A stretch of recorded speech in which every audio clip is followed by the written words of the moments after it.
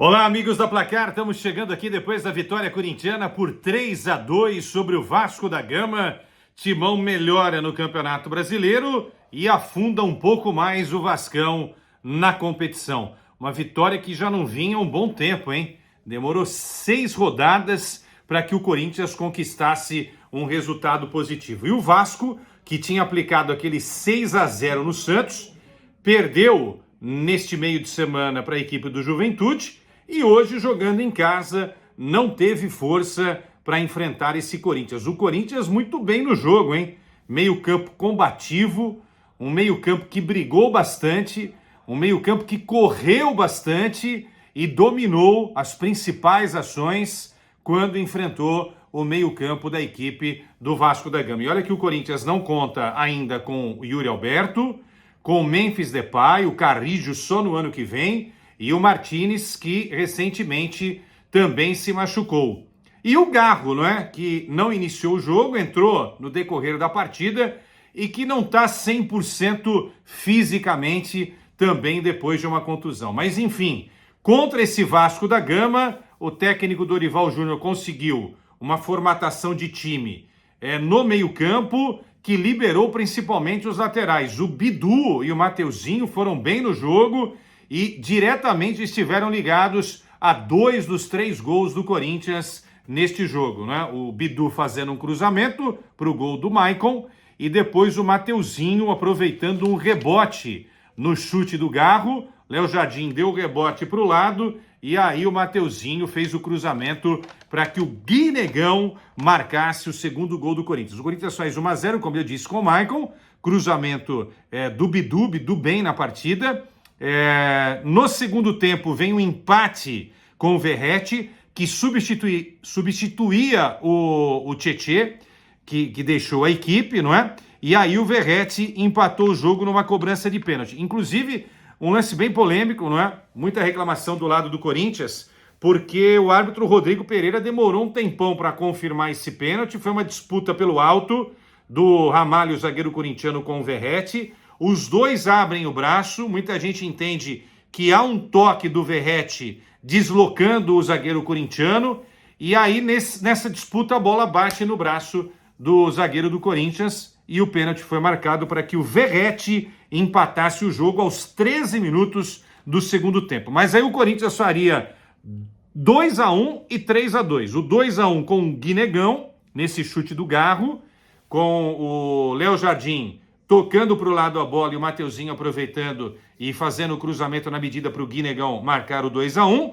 E numa cobrança de escanteio aos 40 minutos, o Garro cobrando na área. O Verratti tenta cabecear, não tem jeito. Gustavo Henrique disputa ali a bola com o Piton e meio sem jeito, né? Ele dá uma agachada ali e tal, dá uma cabeçada e vence o goleiro Léo Jardim, marcando 3-2 para o Corinthians. E aos 51, nos acréscimos, o Ryan, no cruzamento do André Gomes, em cima do Félix Torres, que tinha entrado na vaga do Mateuzinho, para marcar o gol, o segundo gol da equipe do Vasco da Gama, dando números finais, né? Vasco da Gama 2, Corinthians 3 em São Januário. O Corinthians chega aos 25 pontos em 21 jogos, não vencia 6 rodadas, venceu agora, pega o Palmeiras domingo no Campeonato Brasileiro e no meio de semana tem o Atlético Paranaense pela Copa do Brasil. Essa é uma paz que o Corinthians vai ter, não é? Que o corintiano vai ter, que a torcida corintiana também vai ter, depois de alguns dias difíceis, sem vitórias aí no Campeonato Brasileiro. Então o Corinthians chega quarta-feira motivado com esse resultado, se tiver a mesma pegada jogando fora de casa como foi contra o Vasco da Gama agora não em São Januário, mas num gramado sintético da Arena da Baixada, o Corinthians tem uma chance de repente conquistar algum bom resultado. Um empate, para falar a verdade, seria um grande resultado jogando contra o Furacão. E também uma moral para pegar o grande rival, não é?